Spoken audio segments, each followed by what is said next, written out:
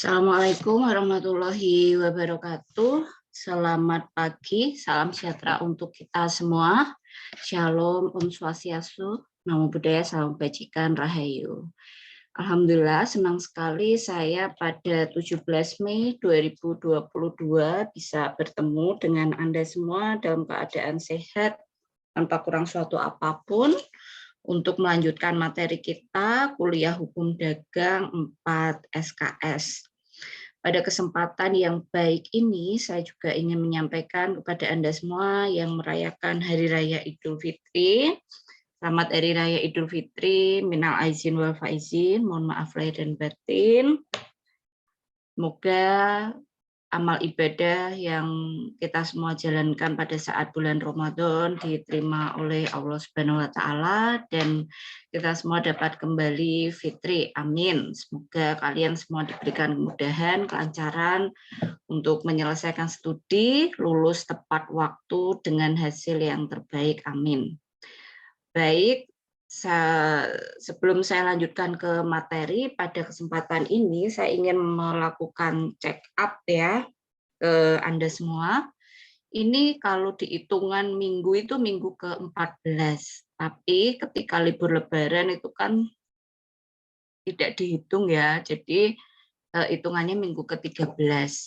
Saya ingin follow up, barangkali ada yang terkendala, ada yang ingin di-sharing, ditanyakan terkait dengan tugas akhir, baik yang mid atau yang akhir. Kalau kalian masih bingung, apapun itu ditanyakan dan disampaikan. Ya, kemarin ada yang menghubungi saya karena sudah cek Turnitin. Nah, kalau kalian lupa dulu di awal saya menyampaikan apa, semoga kelas ini juga ada recordingnya, kalian bisa cek di YouTube. Ya, jadi itu salah satu tujuan saya juga untuk melakukan rekaman dan mengunggah di YouTube supaya ketika kita semua memerlukan ada database-nya di situ. Itu untuk database digital video saya. Jadi saya sudah menyampaikan jangan dicek Turnitin dulu. Kalau settingan kalian itu keliru, ketika saya cek itu akan double cek. Jadi hasilnya akan self plagiarism. Hasilnya tidak valid gitu. Jadi katakanlah misalnya saya cek hasilnya 80% tuh. Kan otomatis kalian tugas akhirnya berarti minus kan? Atau 90% atau 70%, pokoknya banyak kan, maksimal 100%. Nah, itu kan tidak valid karena misalnya sudah kalian cek sebelumnya, jadi ngedetect sendiri. Nah, saya kan di sini tidak bisa berbuat apa-apa. Saya tidak bisa identifikasi mana yang betul-betul ya. Karena kalau sudah dicek sama Turnitin, ya itu semua tersimpan di database Turnitin. Ketika kita mau meminta Turnitin untuk menghilangkan, ya kita harus ribet nanti ya menghubungi Turnitinnya gitu. Jadi kalian intinya lakukanlah yang terbaik aja versi kalian. Setelah itu lepaskan. Ya nanti soal nilai yang keluar itu ya tinggal berdoa aja. Jadi ikuti instruksi saya, lakukan yang terbaik versi diri kalian, semua tugas-tugas itu udah. Lalu kemudian lepaskan, nah tinggal berdoa aja. Jangan jangan melakukan hal di luar yang saya instruksikan. Intinya seperti itu. Oke, jadi lakukan yang terbaik semampu, sebisa yang kalian bisa. Kemudian setelah itu udah tinggal berdoa aja gitu. Nanti yudisium keluar gitu aja. Ada yang ingin ditanyakan sebelum saya masuk ke materi terkait dengan tugas apapun itu? Ada kendalakah atau ada hal yang mau di-sharing ke kita semua? Silahkan, saya beri kesempatan dulu.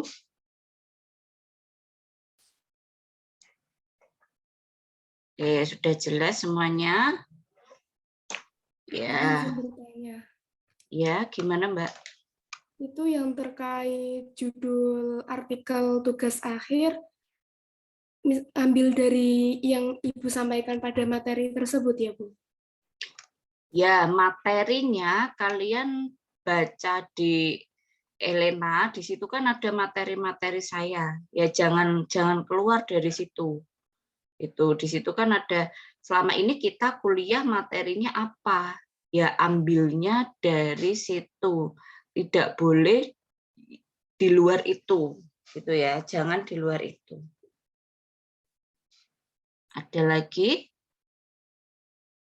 Oke. Izin. Ya, silakan.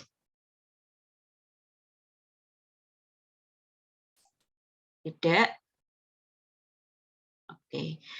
Cermati betul waktu yang ada di Elena. Ya, silahkan dicek. Kalau saya tidak keliru, saya sudah setting waktunya. Itu dipahami betul-betul ya, diingat betul-betul, karena saya juga ibaratnya nggak mungkin mengingatkan Anda sebelum, oh jam ini ditutup, oh hari ini ditutup, itu saya nggak bisa ngingetin Anda ya dengan keterbatasan saya. Jadi kalau di Elena itu kalian terlewat, seperti kesepakatan kita di awal, saya juga tidak bisa melakukan apa-apa. Jadi pastikan kalian melakukan submit di Elenanya selamat gitu. Maaf, sebentar ya.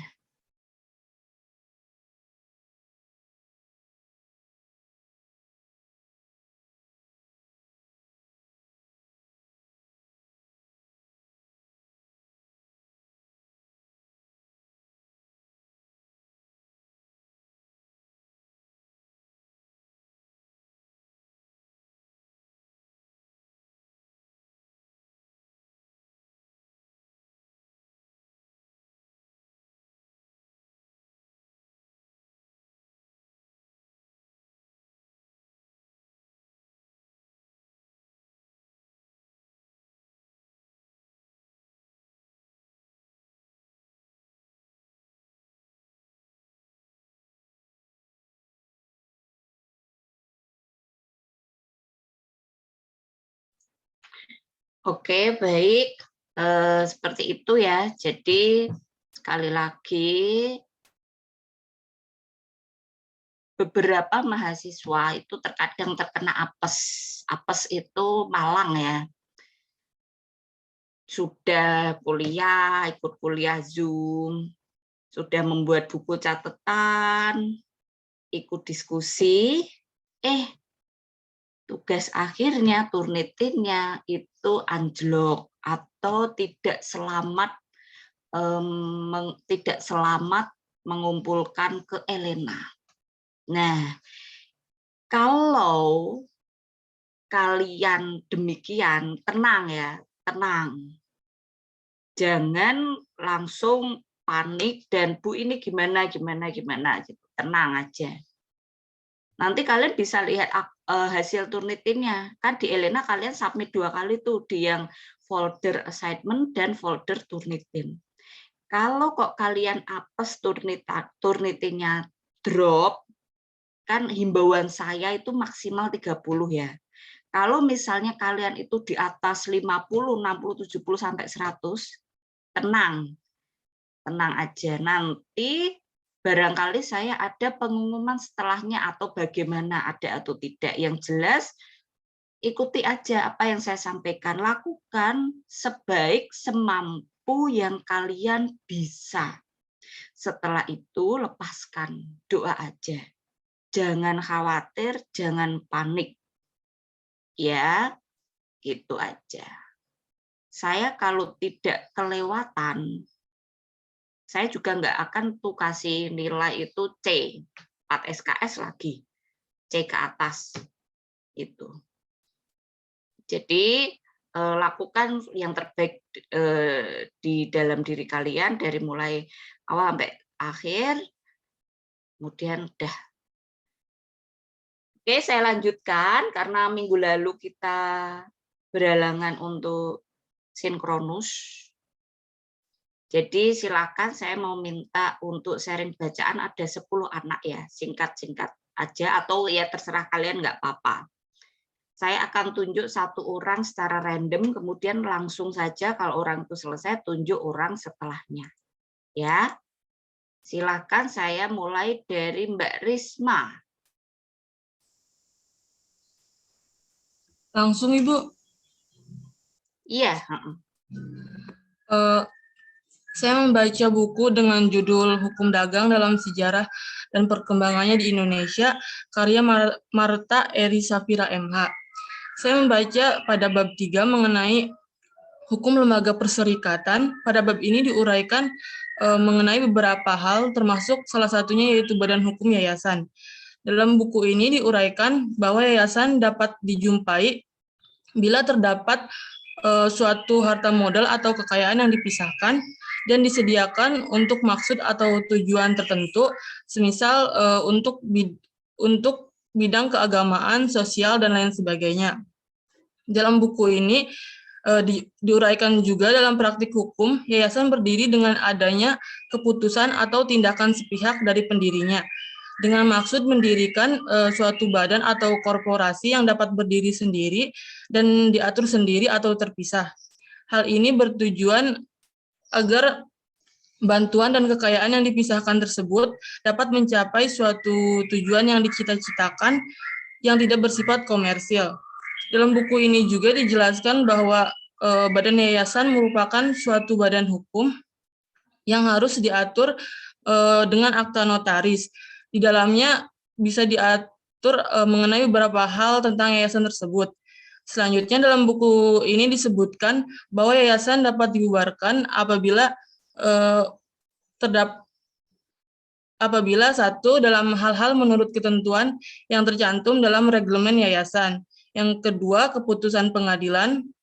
Yang ketiga, tujuan sebagaimana yang tercantum dalam akta yayasan tidak dapat dicapai atau dianggap tidak dapat tercapai. Yang ketiga, insolvensi sudahnya dinyatakan pailit.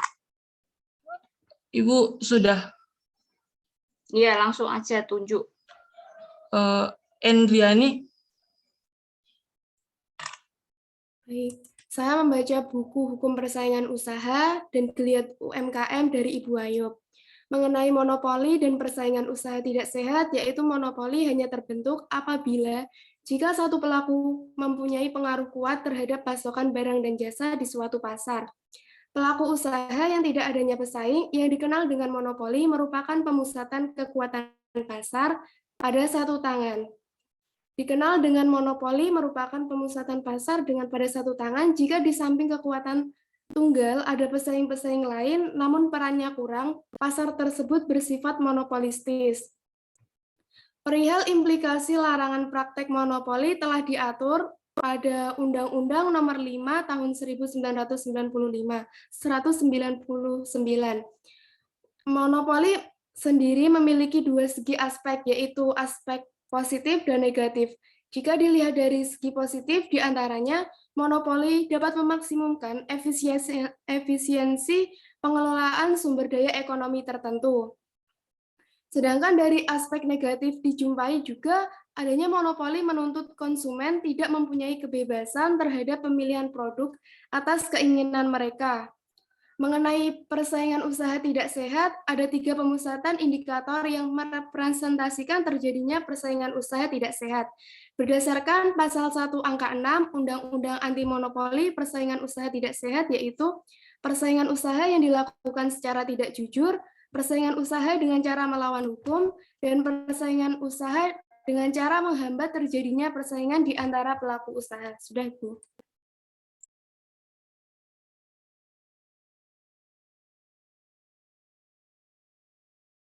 Iya, lanjut. Langsung ditunjuk. Amelia Eka, Ibu. Baik Ibu, saya membaca buku e-book Hukum Dagang Perusahaan Indonesia karya Eri Haryanto mengenai penggolongan badan usaha bab 2. Secara teoritis, badan usaha dapat dibagi dalam 2 golongan, yakni yang pertama badan usaha yang bukan berbadan hukum, yang kedua badan usaha yang berbadan hukum. Secara sepintas tampaknya kedua memang tidak ada perbedaan, namun jika dilihat dari perspektif hukum perusahaan ada perbedaan yang cukup mendasar, yakni mengenai masalah tanggung jawab. Dalam undang-undang sendiri tidak dijabarkan apa yang dimaksud dengan badan hukum.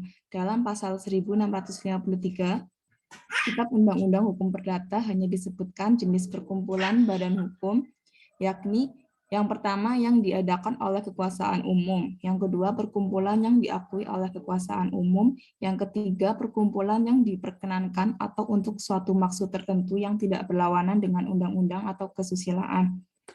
Mengingat rumusan badan hukum tidak ditemui dalam undang-undang, maka para ahli hukum mencoba membuat kriteria badan usaha yang dapat dikelompokkan sebagai badan hukum jika memiliki unsur yang pertama, adanya pemisah harta kekayaan antara perusahaan dan pemilik usaha, yang kedua mempunyai tujuan tertentu, yang ketiga mempunyai kepentingan sendiri, dan yang keempat adanya organisasi yang teratur.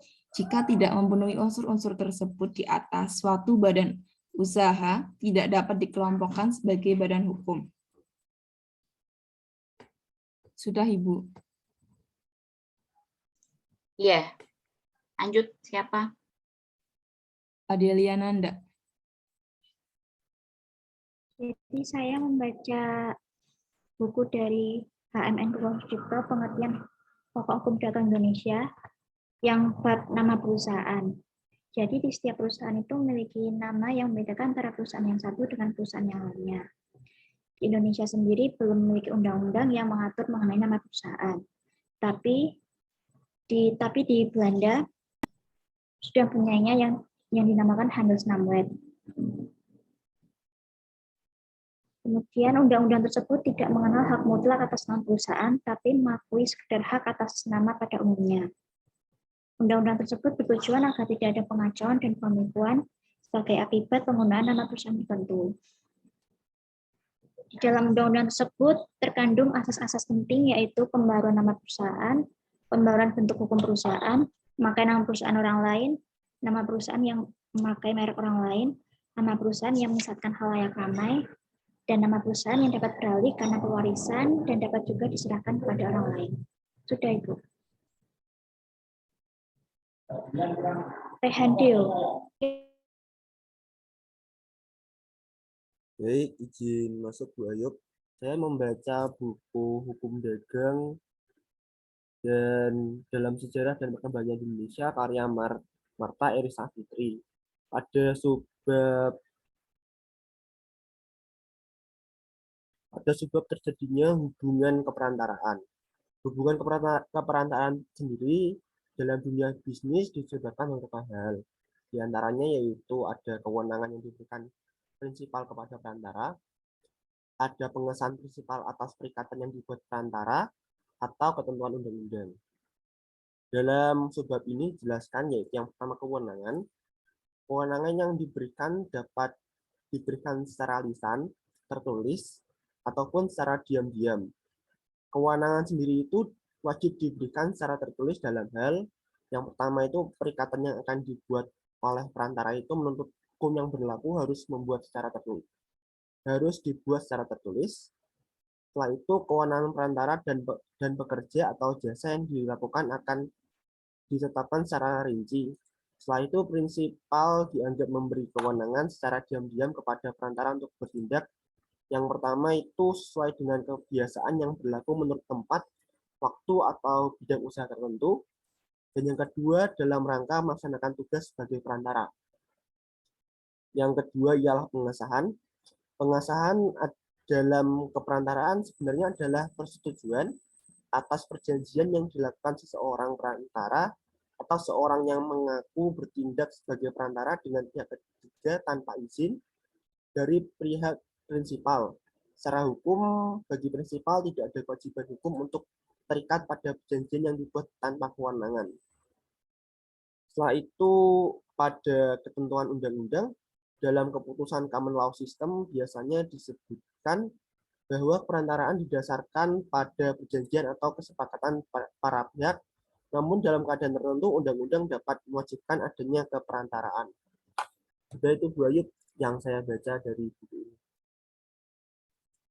Selanjutnya bisa dilanjutkan oleh Mbak Afina Mafiroh. Baik. Jadi di sini saya membaca buku dari HMN Purwosecipto pada bab 10 yaitu mengenai hak cipta.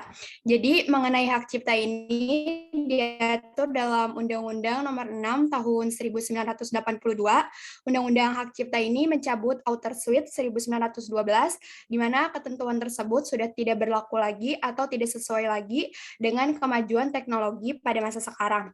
Pada pasal 2 Undang-Undang hak cipta menjelaskan bahwa hak cipta adalah hak khusus bagi pencipta maupun bagi penerima hak untuk mengumumkan atau memperbanyak ciptaannya, maupun memberi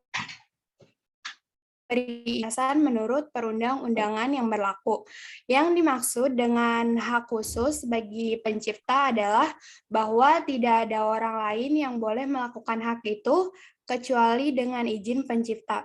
Hak cipta yang bersifat khusus ini diberikan oleh undang-undang kepada pencipta. Sekian, Ibu. Ya. Selanjutnya saya akan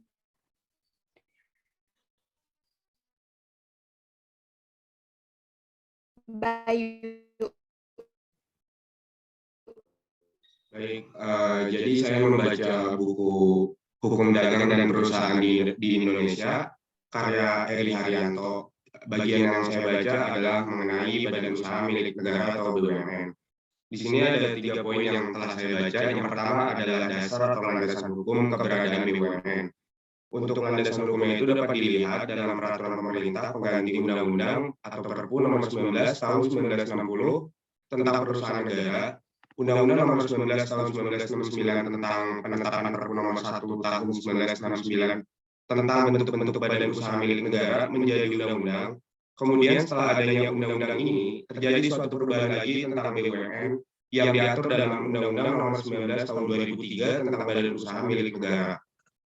Poin kedua adalah pengertian badan usaha milik negara. Dalam pasal 1 butir 1 Undang-Undang Nomor 19 Tahun 2003 disebutkan bahwa BUMN adalah badan usaha yang seluruh atau sebagian besar modal yang dimiliki oleh negara melalui penyertaan secara langsung yang berasal dari kekayaan negara yang dipisahkan.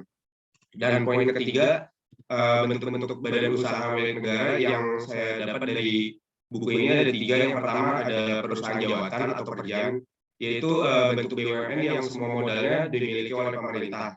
Badan usaha pekerjaan ini berorientasi pada pelayanan masyarakat, namun karena mengalami kerugian, sekarang ini sudah tidak ada lagi perusahaan BUMN yang memakai model pekerjaan. Kemudian yang kedua ada perusahaan umum, yaitu BUMN yang seluruh modalnya dimiliki oleh negara dan tidak terbagi atas saham. Yang ketiga adalah perusahaan perseroan, yaitu BUMN yang berbentuk perseroan terbatas yang modalnya terbagi dalam saham seluruh atau paling sedikit 51%. Sudah, Bu. Selanjutnya saya ingin memilih Anissa Zahra Dwi Kurnia, Ibu.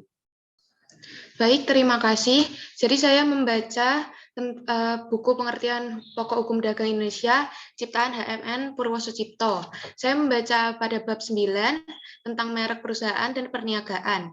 Yang pertama, pengertian dan pengaturan. Merek adalah suatu tanda tertentu yang dipribadikan dan bersifat resmi sehingga dapat membedakan benda lain dan benda sejenis. Dan pengertian perniagaan adalah alat untuk membedakan perusahaan satu dengan perusahaan yang lainnya. Pengaturan tentang merek sudah ada dalam Undang-Undang Nomor 21 Tahun 1961 yang dimaksudkan untuk melindungi pihak ketiga atau masyarakat dari tipuan atau tiruan merek yang sudah mempunyai nama baik. Merek perusahaan dibagi menjadi dua, yaitu yang pertama merek perusahaan atau merek pabrik, dan yang kedua itu merek perniagaan. Selanjutnya, seseorang yang telah mendaftarkan mereknya pada kantor Direktorat Paten atau yang sekarang diganti menjadi kantor Direktorat Jenderal Kekayaan Intelektual dianggap sebagai pemakai pertama. Jadi, apabila terjadi pertengkaran nama merek, maka orang yang berselisih atau yang bertengkar harus memiliki pembuktian dalam pendaftaran merek secara resmi. Dan orang yang tidak bisa melakukan pembuktian tersebut dianggap tidak berhak dalam kepemilikan merek. Tetapi Undang-Undang Merek, Undang-Undang Nomor 21 Tahun 1961 sudah tidak dipakai lagi karena sudah ada undang-undang pengganti yang terbaru, yaitu Undang-Undang Nomor 20 Tahun 2016 tentang merek dan indikasi geografis. Dan Undang-Undang Nomor 20 Tahun 2016 juga saat ini sudah tidak dipakai lagi dan memakai Undang-Undang Cipta Kerja, yaitu Undang-Undang Nomor 11 Tahun 2020. Terima kasih. Selanjutnya, saya akan memilih Rahayu Putri. Baik, terima kasih atas kesempatan yang diberikan. Saya membaca e-book karya Martha Eri Safira, MH, yang berjudul Sejarah dan Perkembangan Hukum Dagang di Indonesia. Hukum Lembaga Perserikatan menyebutkan bahwa persetujuan adalah kesepakatan atau pemufakatan pihak yang mengadakan pemufakatan pihak-pihak yang mengadakan. Kemudian hal tersebut menimbulkan suatu ikatan bagi masing-masing pihak dan perjanjian dan menghasilkan perjanjian antara satu sama lain. Kemudian dalam buku tersebut menyebutkan bahwa kesepakatan merupakan suatu kerjasama yang memiliki tujuan yang sama, kemudian menjadi terus-menerus dan menimbulkan lembaga kerjasama tertentu dan membentuk perkumpulan atau disebut juga Vereinigungswesen.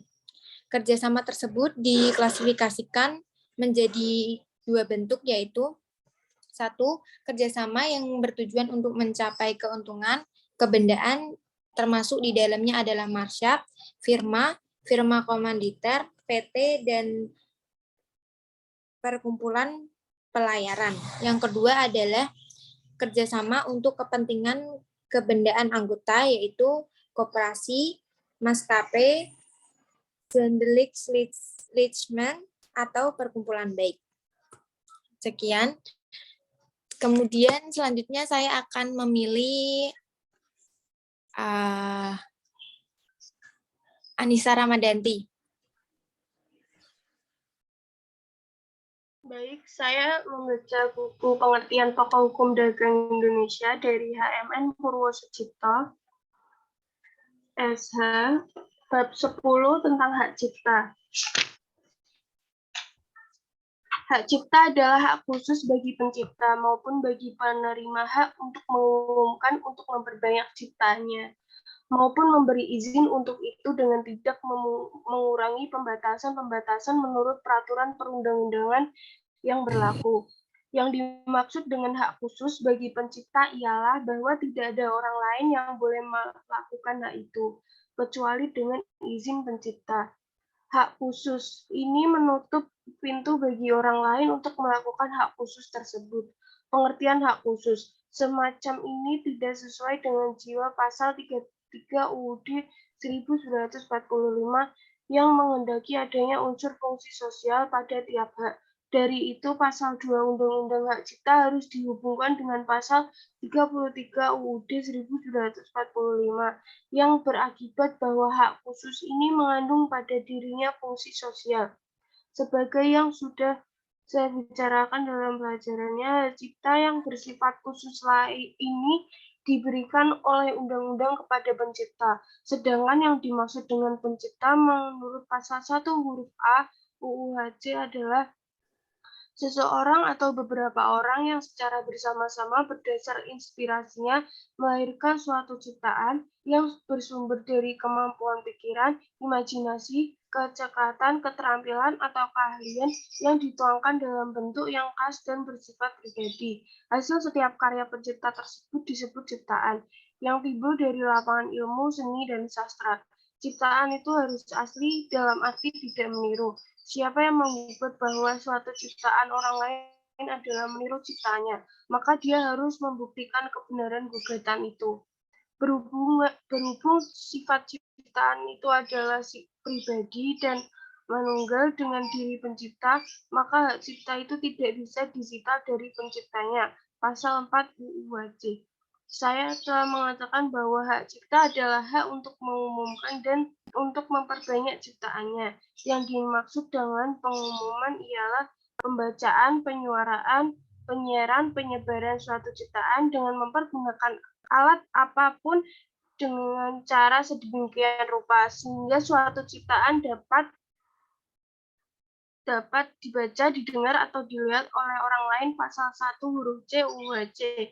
Sedangkan yang dimaksud dengan perbanyakan ialah menambah jumlah suatu ciptaan dengan pembuatan yang sama, hampir sama, atau menyerupai ciptaan tersebut dengan mempergunakan bahan-bahan menyerupai ciptaan tersebut yang sama maupun tidak sama, termasuk mewujudkan suatu ciptaan. Pasal 1 huruf D UHJ.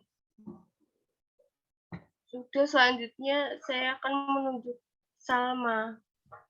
Oke, sebentar sebelum ke Salma, saya ingin menyampaikan, barangkali nanti saya lupa ya, beberapa dari kalian tadi itu sharing bacaan terkait dengan merek dan hak cipta.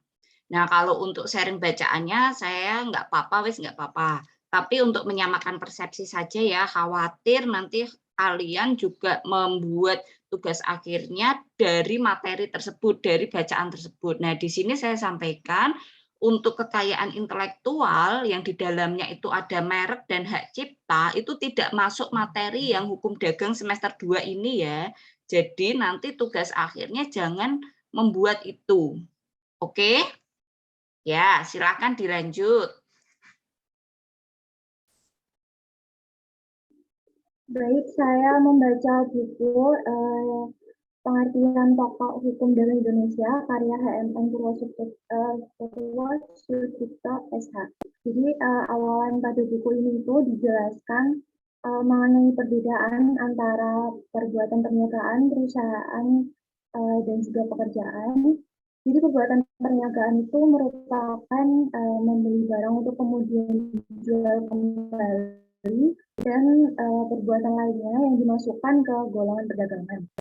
Kemudian untuk perbuatan perusahaan itu merupakan perbuatan yang telah direncanakan terlebih dahulu tentang laba rugi dan segala sesuatunya itu yang bicara dalam buku. Nah, pencatatan dalam buku itu diatur dalam Undang-Undang Pasal 6, di mana setiap pengusaha itu wajib melakukan pembukuan.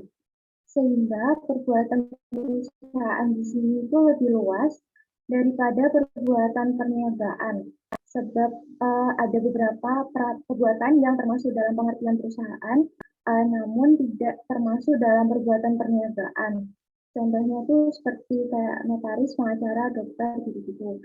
Sedangkan mengenai pekerjaan itu justru lebih luas daripada pengertian perusahaan karena unsur laba itu di sini tidak mutlak. Perencanaan perbuatannya itu memang ada, tetapi tidak berfokus pada laba rugi, namun lebih ke pelayanan kepada masyarakatnya. Kemudian pada buku ini itu dijelaskan pula mengenai urusan perusahaan, yakni segala sesuatu yang berwujud benda ataupun bukan benda yang letaknya itu pada lingkungan perusahaan. Jadi wujud dari urusan perusahaan itu yang pertama ada benda tetap, tak bergerak.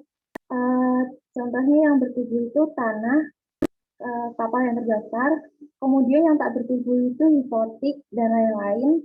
Yang kedua ada benda bergerak, yang bertubuh itu contohnya seperti barang dagangan. Yang tak bertubuh seperti merek, piutang, goodwill. Kemudian yang ketiga ada yang bukan benda, contohnya itu seperti utang, langganan, dan rahasia perusahaan. Mengenai yang telah saya sebutkan tadi, itu terdapat istilah goodwill. Nah, goodwill itu merupakan wujud benda tidak bertubuh yang terjadi pada hubungan antar perusahaan dengan para langganan yang dapat dipindah tangankan bersama urusan perusahaan dan juga menjelma sebagai balance sebagai laba.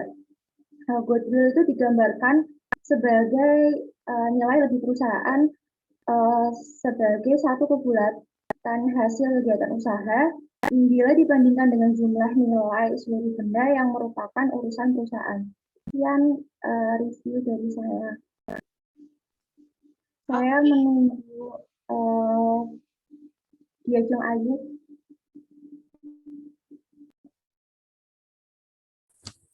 Baik, saya membaca buku e-book Hukum Dagang dan Perusahaan di Indonesia karya Eri Haryanto pada bab 5 mengenai kontrak dagang. Dalam praktek bisnis dapat ditemui berbagai variasi kontrak yang digunakan oleh pelaku bisnis. Demikian juga halnya istilah yang digunakan pun cukup bervariasi. Ada yang menggunakan perjanjian, kontrak, persetujuan, atau kontrak agreement. Mengenai pengertian dari perjanjian atau kontrak terdapat dalam pasal 1313 Kitab Undang-Undang Hukum Perdata yang disebutkan persetujuan atau perjanjian ialah suatu perbuatan hukum di mana seseorang atau lebih mengikatkan dirinya terhadap satu orang atau lebih. Selanjutnya dalam pasal 1234 Kitab Undang-Undang Hukum Perdata disebutkan perikatan adalah memberi sesuatu atau berbuat sesuatu, tidak berbuat sesuatu. Dengan mengacu pada kedua ketentuan di atas, dapat diketahui bahwa bila seseorang telah menandatangani suatu kontrak membawa konsekuensi yuridis, hal ini dijabarkan dalam pasal 1239 Kitab Undang-Undang Hukum Perdata yang mengemukakan tiap-tiap perikatan berbuat sesuatu atau tidak berbuat sesuatu apabila yang berhutang tidak memenuhi kewajibannya, mendapatkan penyelesaiannya dalam kewajiban memberikan penggantian biaya rugi dan bunga. Dalam pasal 1243 Kitab Undang-Undang Hukum Perdata yang mengemukakan penggantian biaya rugi dan bunga karena tidak dipenuhinya suatu perikatan, barulah mulai diwajibkan apabila yang berutang setelah dinyatakan memenuhi perikatannya tetap melalaikannya, atau jika sesuatu yang harus diberikan atau dibuatnya hanya diberikan atau dibuat dalam tenggang waktu yang telah dilampaukannya. Mengingat perjanjian membawa akibat hukum bagi para pihak yang membuatnya, maka suatu perjanjian harus memenuhi syarat-syarat sahnya suatu perjanjian. Menurut pasal 1320 Kitab Undang-Undang Hukum Perdata, sahnya suatu perjanjian harus memenuhi 4 syarat, yaitu kesepakatan para pihak, kecakapan membuat suatu perjanjian, hal tertentu, dan sebab yang halal. Syarat pertama dan kedua disebut syarat subjektif karena mengenai orang-orangnya atau subjek yang mengadakan perjanjian. Syarat ketiga dan keempat disebut syarat objektif karena mengenai perjanjiannya sendiri atau objeknya dari perbuatan hukum yang dilakukan itu. Bagaimana halnya jika salah satu syarat perjanjian tidak dipenuhi, apakah perjanjian sah? Dalam hal syarat perjanjian tidak dipenuhi, apakah perjanjian itu batal demi hukum? Artinya dari semula tidak pernah dilahirkan suatu perjanjian dan tidak pernah ada suatu perikatan. Dalam hal syarat subjektif yang tidak dipenuhi, perjanjian dapat dibatalkan, artinya para pihak dapat meminta kepada hakim untuk membatalkan perjanjian. Kitab Undang-Undang Hukum Perdata menganut asas kebebasan berkontrak. Oleh karena itu, para pihak dalam membuat kontrak atau perjanjian bebas menentukan syarat-syarat atas klausal yang dikehendaki, asal tidak bertentangan dengan undang-undang kebiasaan dan kepatutan. Asas kebebasan berkontrak ini dapat ditemukan dalam pasal 1336 Kitab Undang-Undang Hukum Perdata yang mengemukakan semua persetujuan yang dibuat secara sah berlaku sebagai undang-undang bagi mereka yang membuatnya. Perjanjian itu tidak dapat ditarik kembali selain dengan sepakat kedua belah pihak atau karena alasan-alasan yang oleh undang-undang dinyatakan cukup untuk itu. Persetujuan harus dilaksanakan dengan itikat baik. Selanjutnya, orang keberapa ini? Sudah berapa orang? Coba yang sudah raise hand, yang sudah raise hand. Yang sudah raise hand. Oke, ada 7. Berarti 38. Oke, berarti 2 lagi. Silahkan Mbak Diajeng masih. Oh, sudah ya. Berarti sudah 10 semuanya ya. Ini sudah yang raise hand sudah 10. Oke, baik. Berarti sharing bacaannya sudah selesai, ya silakan bisa diturunkan tangannya. Sekarang saya lanjut ke background. Saya kok berubah? Bentar.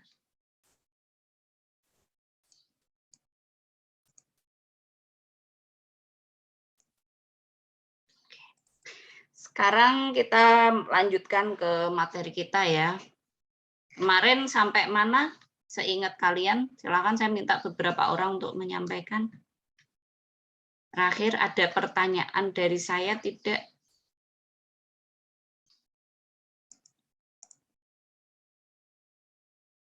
Terakhir kita ketemu sampai mana? Koperasi, Bu, yang sinkronus. Ya, koperasi. Berarti sudah sampai di koperasi ya.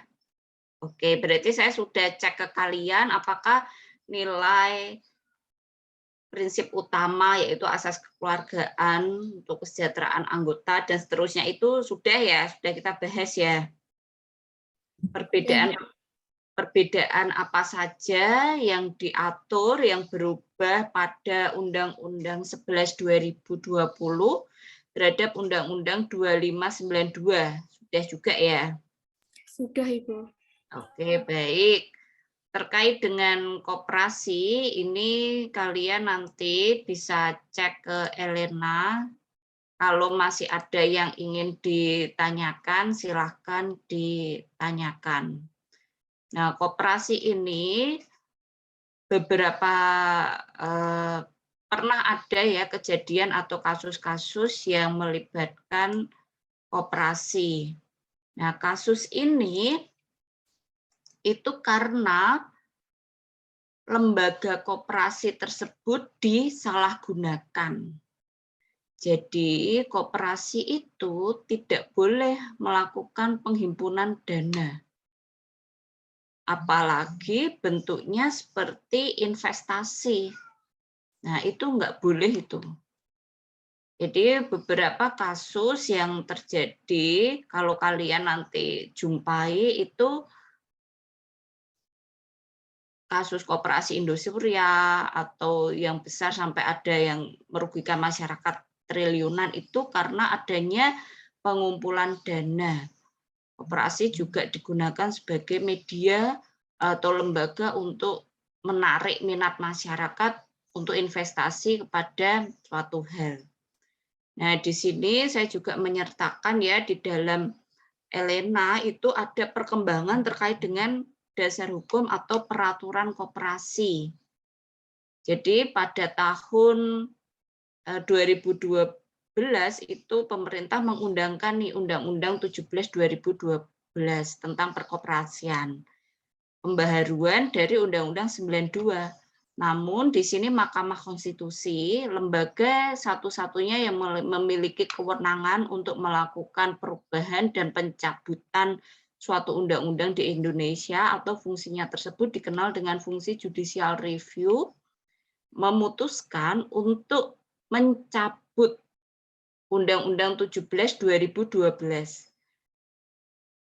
Dasar utama yang digunakan karena nilai asas value yang ada pada Undang-Undang 17 2012 itu tidak sesuai dengan value koperasi yaitu Soko Guru Nasional.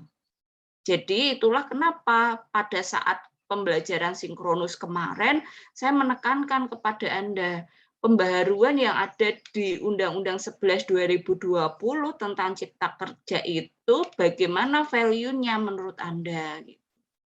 Nah, value-nya kita dapati kalau masih sesuai ya dengan koperasi sebagai Soko Guru. Kemudian di sini ada peraturan-peraturan nih terkait dengan salah satu jenis usaha yang dapat dilakukan koperasi, yaitu melakukan simpan pinjam. Nah, ini juga sering terjadi masalah karena di sini koperasi itu menempatkan dirinya sebagai lembaga keuangan. Padahal koperasi bukan lembaga keuangan. Di sini boleh ada simpan pinjam, namun core value-nya tidak boleh sama seperti lembaga keuangan bank atau lembaga keuangan non-bank. Jadi di sini kalau menyebutnya nasabah itu tidak boleh, dan kalau peraturannya semuanya dibuat seperti bank ke nasabah yang simpan pinjam atau lembaga keuangan non bank seperti leasing itu juga tidak boleh. Itu ya. Materi terkait dengan koperasi saya cukupkan. Selanjutnya saya akan melanjutkan ke badan. Oh ya, satu lagi yang ingin coba saya tanyakan ya. Silakan dijawab bersama-sama open mic. Apakah koperasi di sini wajib atau termasuk sebagai badan usaha berbadan hukum? 1, 2, 3. Ya. Iya. Iya, Bu. Iya, Bu. Ya, Bu.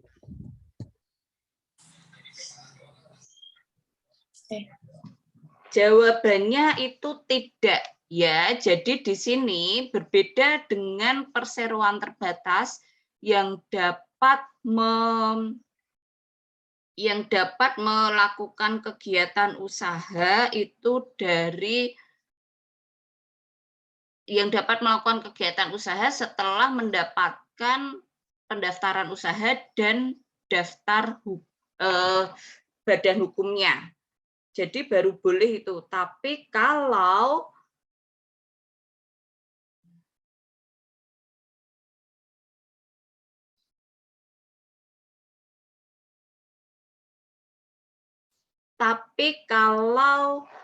koperasi itu dia tidak wajib melakukan pendaftaran badan hukum. Jadi yang penting dia memiliki pendaftaran dan melakukan izin ya, selain pada DPM PTSP itu badan usaha, dia juga harus memberikan pemberitahuan dan izin ke dinas koperasi. Jadi ada lembaga lain ya, dinas koperasi di setiap daerah. Itu. Jadi kalau koperasi harus ada tambahan mendapatkan register pendaftaran koperasinya pada dinas koperasi. Itu sudah bisa melakukan kegiatan usahanya. Tapi tidak wajib untuk melakukan pendaftaran badan usaha. Badan hukum. Kalau koperasi itu merasa perlu, ya nggak apa-apa melakukan pendaftaran badan hukumnya. Tapi kalau tidak atau belum ya tidak apa-apa juga. Misalnya koperasi tersebut sudah beroperasi selama 2 tahun, 3 tahun, kemudian ingin menjalankan atau mendaftarkan badan usaha sebagai koperasi berbadan hukum. Badan hukumnya itu nggak apa-apa. Tapi kalau tidak juga tidak ada sanksi. Seperti itu ya. Oke, sekarang saya ke badan usaha berbadan hukum lainnya, yaitu yayasan. Nah, kalau yayasan ini berbeda lagi. Silakan Anda buka Undang-Undang 16/2021, kemudian Undang-Undang 28/2004. Oke, peraturan-peraturan ini silakan dibuka. Ya, saya cek dulu di UU Ciptaker ya. Daftar isinya mana ini?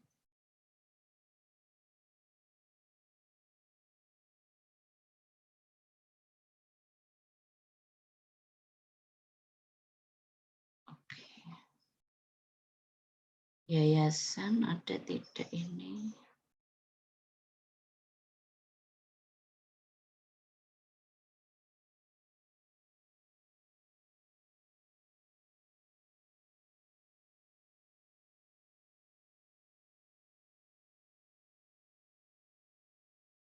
Oke, tolong kalian juga cek di sini terkait dengan undang-undang yang dirubah. Kalau saya tidak keliru, itu tidak ada ya.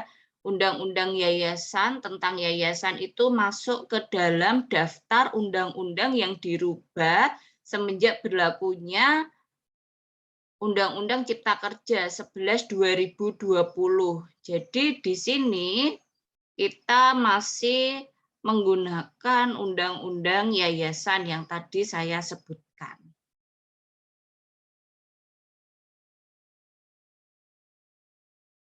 Oke.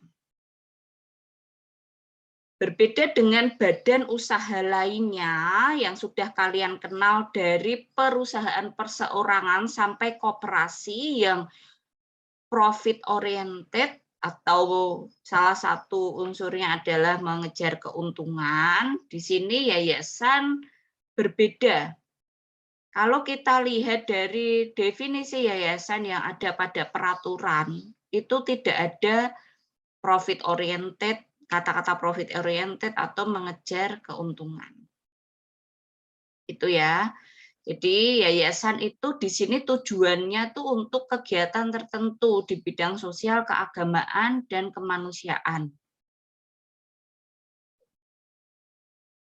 Yayasan wajib mendapatkan badan hukum.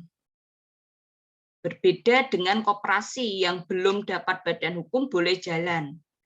Jadi yayasan sama seperti PT yang harus dapat badan hukumnya dulu, ya baru bisa jalan. Oke, di sini ada materi yang bisa kalian baca, yang bisa kalian cermati ya terkait dengan yayasan.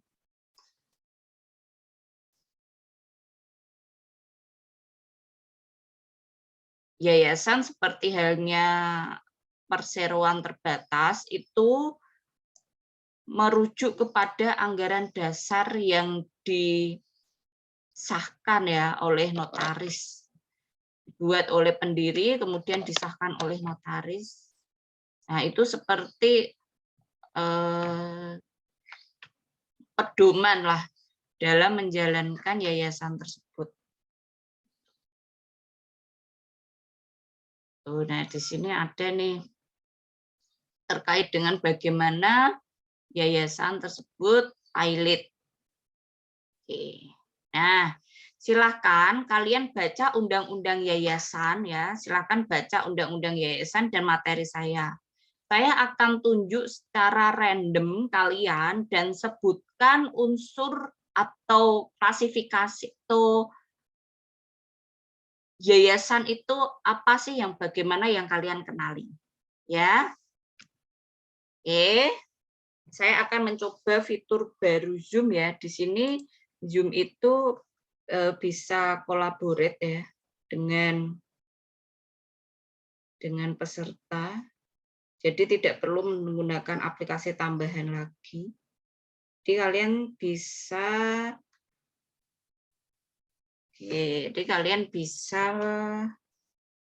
edit nih di sini ya. Klik di kursor di putih-putih ini, nah nanti tuh akan muncul kotak gitu, kalian bisa tambahkan. Jadi ketikkan unsurnya di sini, oke?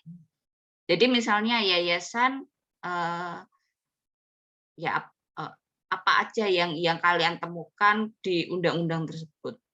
Oh, organ yayasan itu tadi pembina, pengurus, pengawas.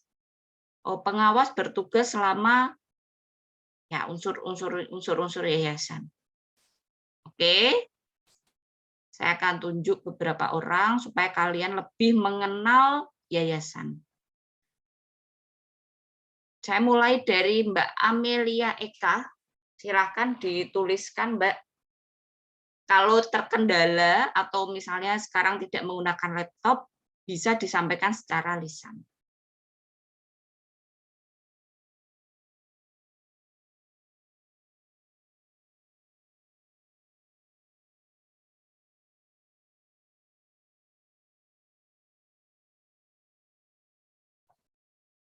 Bagaimana Mbak Amalia Eka? Bisa menulis di whiteboard Zoom ini atau tidak? Pilih yang T aja. Yang T itu teks, jadi bisa diketik.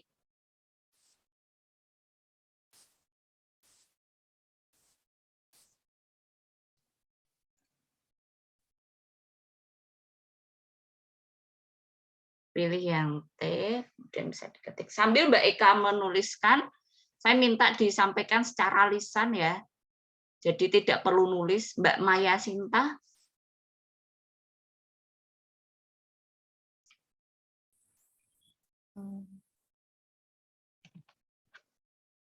Ya Bu, apakah suara saya terdengar?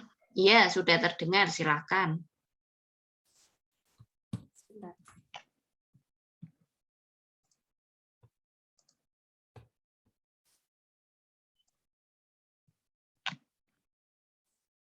Tadi yang Ibu tanyakan tentang unsur ya Bu? Ya, atau pengenali yayasan lah, yayasan itu yang seperti apa. Tinggal ambil salah satu pasal, kemudian dibaca, gitu aja.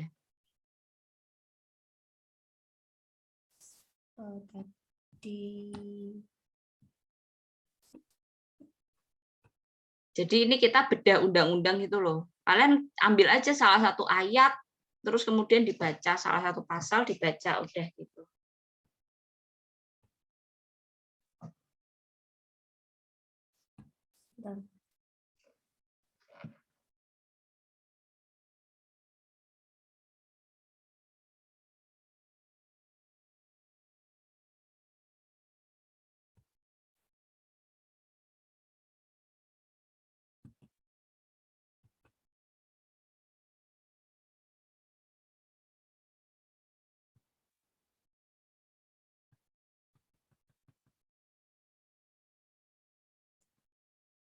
Saya membaca yang Undang-Undang Nomor 28 Tahun 2004 yang terjadi perubahan pada Undang-Undang Yayasan sebelumnya pada pasal 5 ayat 1 bahwa kekayaan yayasan itu berdasarkan undang-undang berupa uang, barang, maupun kekayaan yang diperoleh berdasarkan undang-undang dan tidak dapat dialihkan atau dibagikan secara langsung, baik dalam bentuk gaji maupun honorarium, atau bentuk lain yang dapat dinilai dengan uang kepada pembina, pengurus, dan pengawas. Lalu dari materi yang saya baca dari Bu Ayub, yayasan itu lebih fokus pada kegiatan sosial. Jadi tidak ada semacam gaji atau upah untuk pengurusnya selain pengecualian tertentu. Oke, kekayaan yayasan tidak bisa dibagikan kepada pengurus, pembina, dan pengawas yayasan atau organ yayasan. Betul? Seperti itu ya, Mbak Maya? Ya, ini saya mau nulis di sini tapi kok angel ya. Coba Mbak Maya ditulis, diketikkan yang teks ya, tidak plek seperti pasalnya tapi garis besarnya aja. Kekayaan yayasan tidak dapat dibagikan pada organ yayasan, gitu aja boleh. Mbak Amelia bagaimana? Klik yang T ya Bu? Ya. Bisa. Mbak Farah silahkan ditulis juga ya di Zoom, di whiteboard. Kemudian Mbak Adelia silahkan disampaikan secara lisan, Mbak.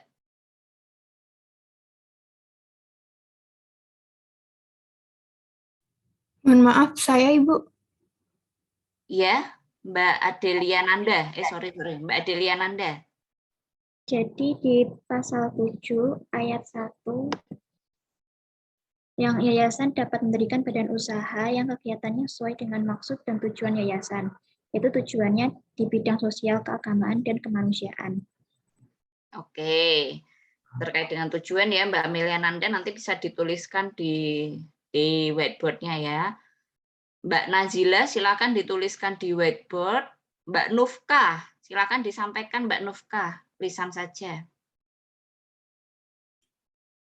Dari suaranya udah terdengar Ibu? Sudah. Dari ini apa? Undang-Undang Republik Indonesia Nomor 28 Tahun 2004 tentang perubahan atas Undang-Undang Nomor 16 Tahun 2001 tentang yayasan. Ada pasal 11 ayat 1 bahwa yayasan memperoleh status badan hukum setelah akta pendirian yayasan sebagaimana dimaksud dalam pasal 9 ayat 2, memperoleh pengesahan dari menteri. Oke, ya, nanti dituliskan ya Mbak dengan bahasa Mbak Nufkah ya di Zoom-nya ya. Mbak Nazila, Mbak Farah, Mbak Amelia Eka, jangan lupa diketikkan. Kemudian saya ke Mbak Nanda Yulia, silakan nanti Mbak Nanda diketikkan. Mas Bayu Rizky, bisa disampaikan secara lisan.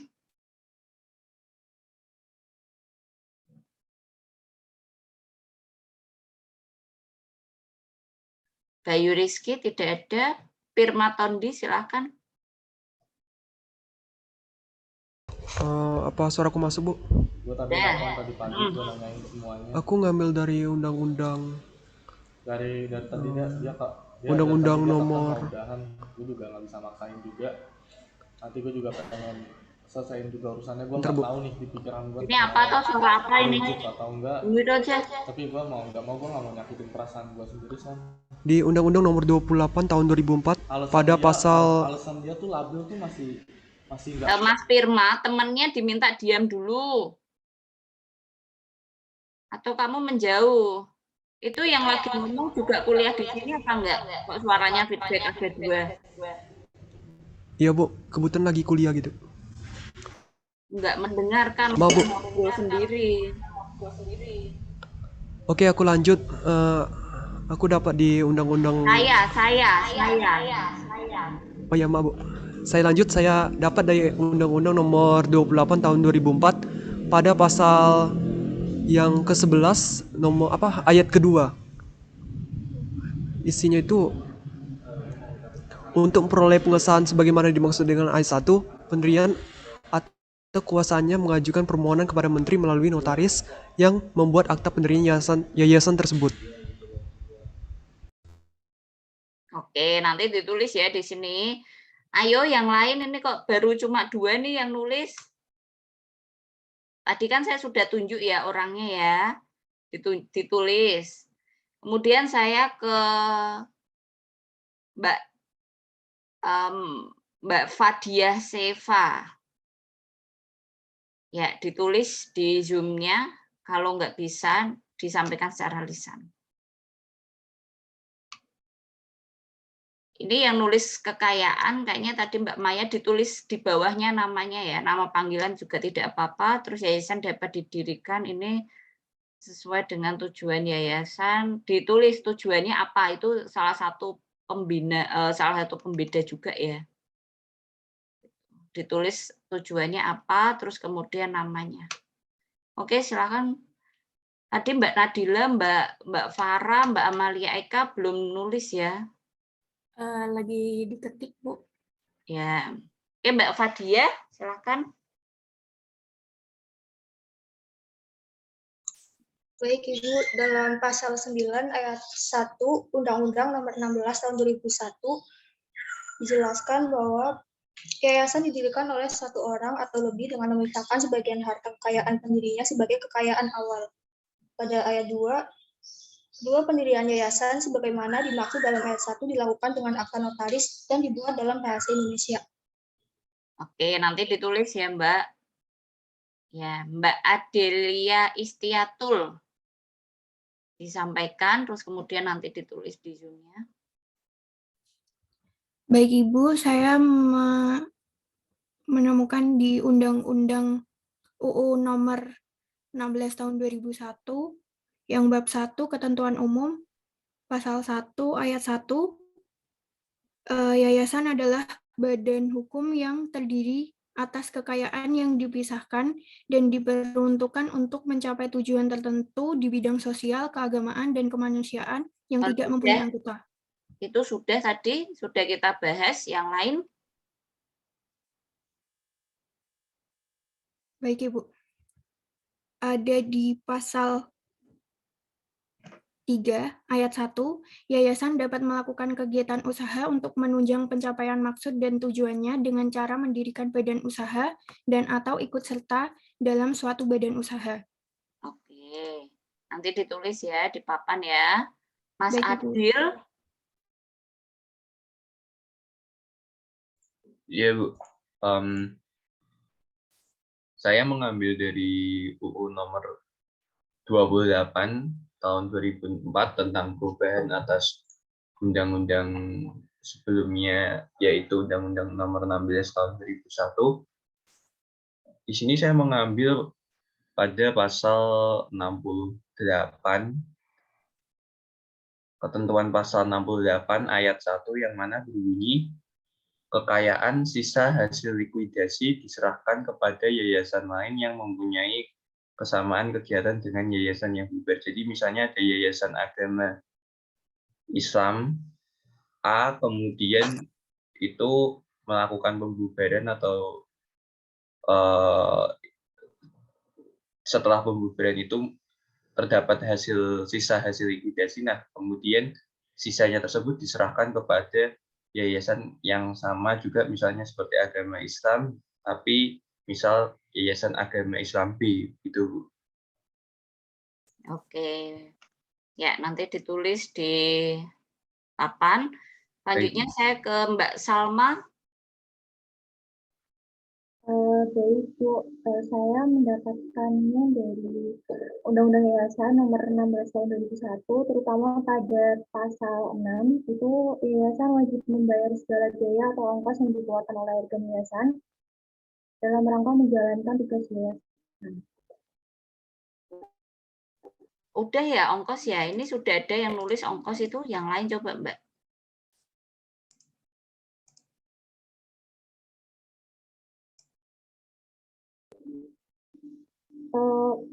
Kalau pasal 10 ayat 1 dalam pembuatan akta pendirian yayasan, pendiri dapat diwakili oleh orang lain berdasarkan surat kuasa.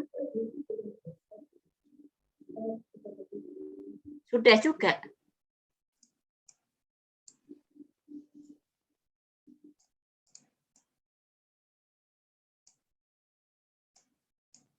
Rapikan nih.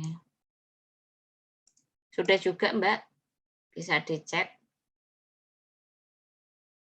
Oke, yang belum ada fiturnya nggak apa-apa. Nanti disebutkan saja Mbak Nufka habis Mbak Salma ya. Kalau Mbak Nufka belum ngomong. Kalau sudah yang saya lanjut.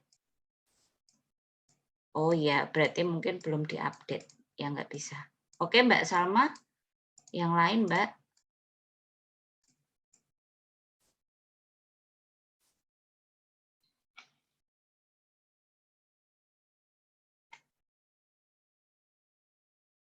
Baca pasal atau ayat apa aja boleh?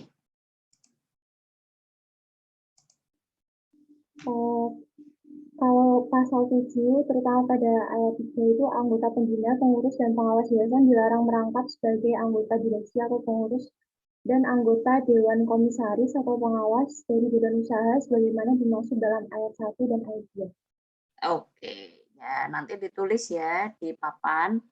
Saya ke Mas Salsa Aditya. Baik Ibu, saya menemukan dari Undang-Undang nomor 28 tahun 2004 yang merupakan perubahan atau dari UU sebelumnya, di mana terdapat salah satu pasal tambahan yang disisipkan dalam antara pasal 13 dan pasal 14, yaitu pasal 13A yang berbunyi perbuatan hukum yang dilakukan oleh pengurus atas nama yayasan sebelum yayasan memperoleh status badan hukum menjadi tanggung jawab pengurus secara tanggung renteng. Oke, ditulis ya nanti ya. Kalian ini kan sesi bedah ya, sesi baca. Kalau ada pasal atau ketentuan di dalam peraturan terkait dengan yayasan yang kalian tidak paham dan mau didiskusikan, silahkan didiskusikan. Oke? Jadi Bu, ini maksud dari ketentuan pasal ini, ayat ini apa gitu. Silakan didiskusikan. Kalau tidak ada pertanyaan dari kalian, ya saya anggap kalian memahaminya. Itu ya. Selanjutnya saya ke Mbak Rosa Tiara.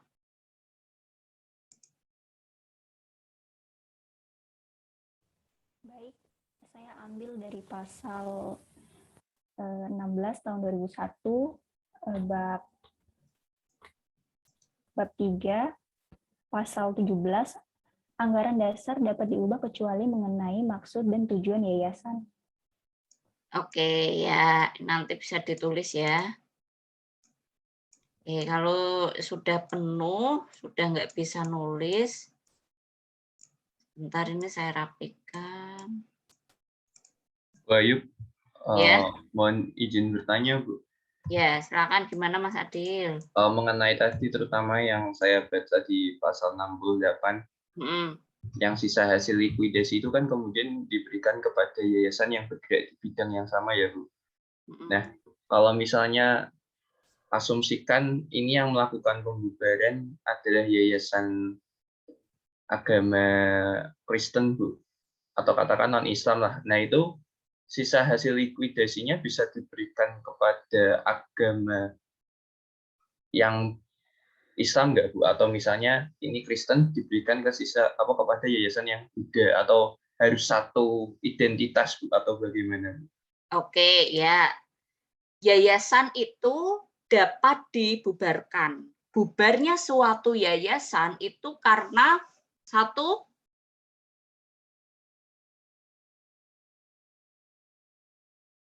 semuanya melihat di pasal pembubaran yayasan, selain karena pailit, sebelum nanti saya bahas terkait dengan likuiditas yang ditanyakan Mas Adil, saya ingin kalian mengetahui dulu bubarnya suatu yayasan itu karena Izin menjawab, Ibu.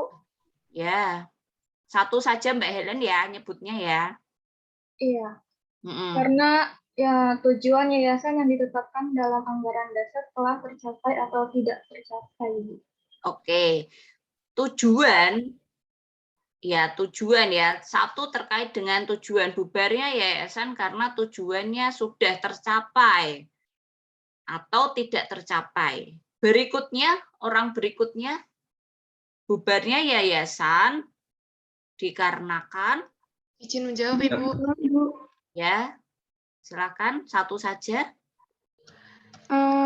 Jangka waktu yang ditetapkan dalam anggaran dasar telah berakhir, Ibu. Oke, jangka waktunya. Jadi di dalam anggaran dasarnya sudah disebutkan nih, yayasan ini nanti untuk 10 tahun pada saat pertama nih. Nah, sudah 10 tahun dan para pendirinya tidak memiliki keinginan untuk melanjutkan yayasannya, meneruskan, itu otomatis dia bubar. Berikutnya. Menjawab, Ibu. Ya, suara laki-laki dulu, kemudian suara perempuannya. Yayasan bisa bubar dikarenakan putusan pengadilan yang bersifat hukum tetap. Ya, yayasan dapat bubar dikarenakan putusan pengadilan yang sudah berkekuatan hukum tetap. Itu maksudnya gimana? Ketika misalnya terjadi atau yayasan tersebut terlibat perkara hukum, baik perdata maupun pidana. Perkara hukumnya apa? Ya, apa saja ya. Kalau perdata misalnya terlibat sengketa dengan pihak lain. Oh, kalau pidana ya berarti terjadi tindakan kriminal ya yang dilakukan oleh yayasan tersebut. Nah, kemudian disidangkan dan putusannya itu putusan hakim memutuskan bahwa yayasan tersebut bubar demi hukum, bubarkan. Itu berarti ada perkara, ada sengketa yang melibatkan yayasan tersebut. Orang berikutnya yang suara perempuan tadi. Izin menjawab, Ibu. Silakan. Yayasan melanggar ketertiban umum dan kesusilaan. Oke, ini saya stop dulu ya yang nulis-nulis di Zoom. Oke, yayasan melanggar norma dan ketertiban. Nah, itu dapat dibubarkan karena tidak relate, tidak relevan dengan tujuan core-nya yayasan tadi, yang dimana yayasan itu bertujuan untuk sosial, keagamaan, jadi nggak boleh sama sekali tuh melanggar nilai-nilai tersebut. Kemudian, harta kekayaan yayasan tidak cukup untuk melunasi utangnya setelah pernyataan pailit dicabut. Oke, sudah masuk ke pailit. Jadi pailit itu bagaimana sih? Ya, yayasan itu kan boleh menjalankan kegiatan usaha, walaupun core-nya tidak profit oriented. Jadi boleh ya menjalankan kegiatan usaha. Nah, di dalam menjalankan kegiatan usahanya pasti berhubungan dengan pihak ketiga. Salah satunya adalah kreditur, orang yang memberikan hutang. Bu, berarti yayasan boleh berhutang? Boleh. Ya, boleh. Dengan kreditur. Ketika yayasan sebagai debitur, orang yang memiliki hutang itu kan namanya debitur. Ketika yayasan sebagai debitur tidak dapat melunasi hutang yang telah jatuh tempo. Ya, yang telah jatuh tempo lebih ke 2 kreditur. Jadi misalnya dia memiliki 3 kreditur atau 4 kreditur, semuanya sudah jatuh tempo. Di sini kan hak dari kreditur mendapatkan pelunasan hutangnya. Nah, di sini langkahnya gimana supaya para kreditur itu tetap mendapatkan haknya. Salah satu caranya adalah mengajukan permohonan pilot terhadap yayasan tersebut atau melakukan likuidasi. Kalau pengadilan memutuskan yayasan tersebut pilot, maka kreditur dapat menguangkan aset-aset yayasan melalui kurator.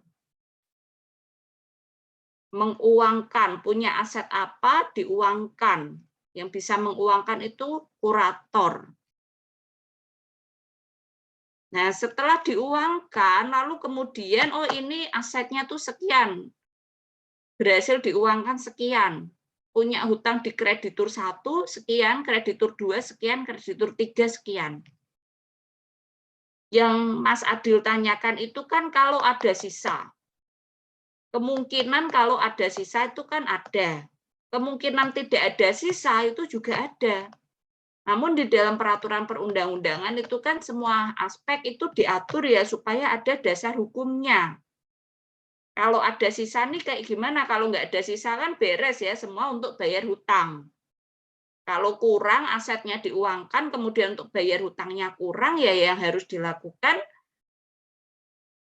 antara kreditur itu misalnya memberikan pelunasan, ada diskon, atau ya bagaimana caranya debitur atau pihak yayasan tetap mencarikan uang untuk melakukan pelunasan hutang. Itu kalau kurang. Nah, sekarang gimana kalau lebih? Nah, di dalam ketentuan itu juga diatur kalau lebih ketika diuangkan itu lebih. Ya, itu kembali ya kepada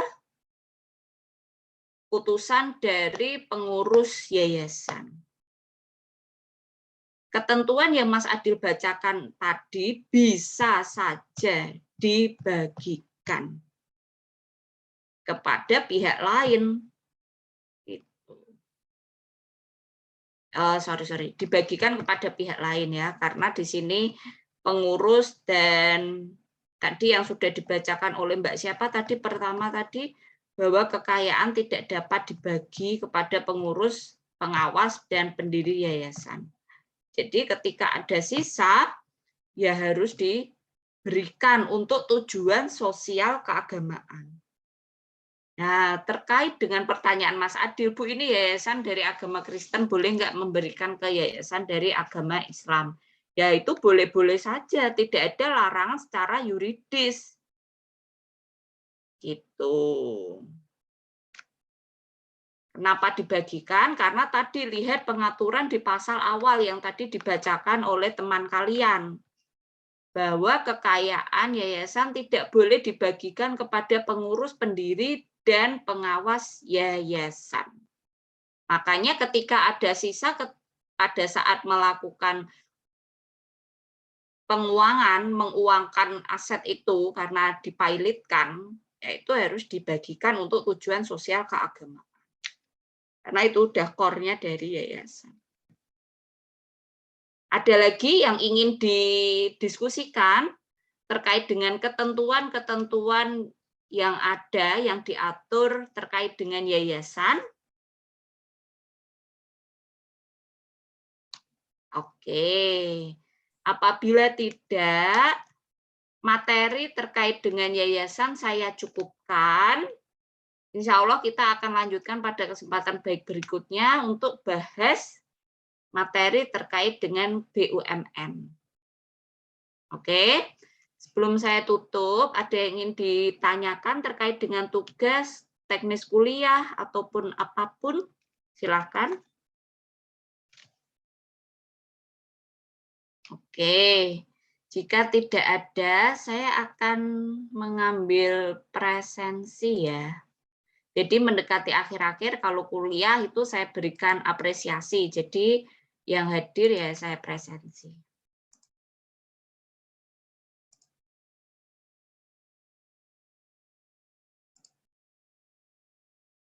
Silakan dijawab hadir ya, kalau namanya saya panggil.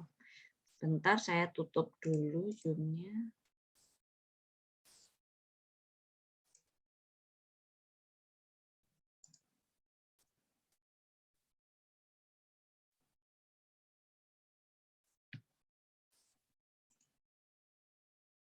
Alvina. Hadir, Ibu. Astika. Tidak ada. Fadia. Hadir, Ibu. Helen. Hadir, Ibu. Bayu Rizky. Hadir, Ibu. Zidan Lukman. Tidak ada. Vera. Hadir, Ibu. Ardina. Hadir, Ibu. Alwa. Hadir, Ibu. Sally. Tidak ada. Kana. Hadir, Ibu. Ardin. Hadir, Ibu. Adinda Maura. Hadir, Ibu. Rehandeo. Hadir, Bu. Nanda Yulia. Hadir, Ibu. Nur Aini. Ibu. Adelia. Hadir, Ibu. Anissa Ramadanti. Hadir, Ibu. Adil Putra. Hadir, Bu. Rosa Tiara. Hadir, Ibu. Ska. Dia yang izin sakit ya. Mau ditulis sakit atau apa aja itu sama aja. Oke, tolong kalau yang temannya yang izin di grup itu sakit nanti kalau apa disampaikan kalau namanya dipanggil. Saya enggak ngafalin. Ferdinand. Tidak ada. Maya Sinta. Hadir, Ibu. Rahayu. Tidak ada. Nazila. Hadir, Ibu. Faiza. Hadir, Ibu. Siapa tadi? Rahayu. Faiza. Hadir, Ibu. Ya, Faiza hadir, Nazila hadir ya, yang tidak hadir Rahayu. Amelia Eka. Hadir, Ibu. Fitri. Hadir, Ibu. Revala. Hadir, Ibu. Deva. Hadir, Ibu. Deva hadir. Deva sakit, Deva. Ibu. Oke. Oke. Kemudian Mei Reza. Hadir, Bu. Oke. Iya, Mbak Helen tadi sudah saya anggap hadir. Adelia Isti. Hadir, Ibu. Muhammad Dimas. Hadir, Bu. Aina. Tidak ada. Salma Faus. Hadir. Salma Faus. Hadir, Hadir Ibu. ya. Anissa Zahra. Hadir, Ibu. Anissa Zahra. Hadir, Ibu. Ya, Nufka. Hadir, Ibu. Lindiana. Tidak ada. Andriani. Hadir, Ibu. Sarah Atika. Sakit, Ibu. Raifati. Hafiz. Irma Tondi. Hadir, Bu. Vindi Astuti. Hadir, Ibu. Yajeng Ayu. Hadir, Ibu. Regina. Regina sakit, Ibu. Salsa. Hadir, Ibu. Virgin. Hadir, Ibu. Farah. Hadir, Ibu. Risma. Hadir, Ibu.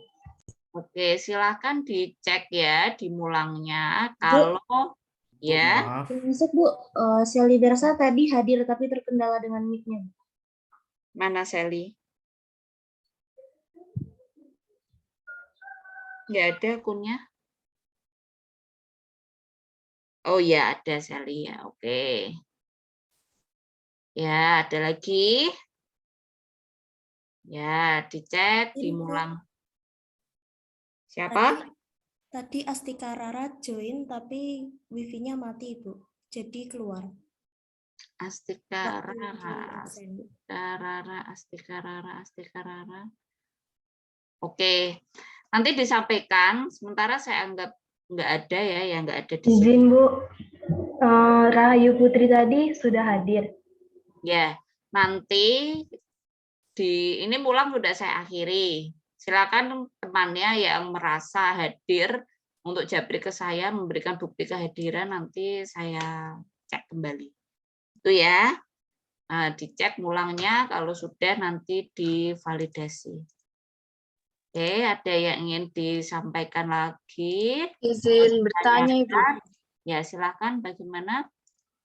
Di forum diskusi minggu ke-13 itu forum ditutup tanggal 17, namun di minggu ke-14 itu ditutup kemarin waktu hari Minggu tanggal 15 itu, Ibu. Oke, saya coba cek sebentar. Ini ya. Minggu keberapa? Minggu keberapa saja?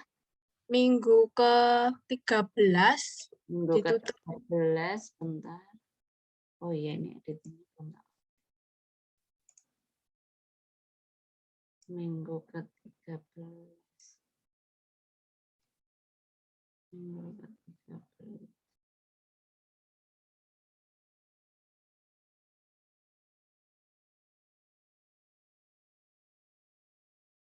Minggu ke-13. Diskusi 13 atau 12 ini? Iya, yang itu Ibu, ini kan ditutup hari ini, namun di minggu ke-14 di bawahnya itu. Oke, ini saya perpanjang ditutupnya minggu depan. Terus minggu keberapa lagi? Minggu ke-14 yang di bawahnya itu sudah tertutup di tanggal 15 kemarin, Ibu. Oh iya, oke. Saya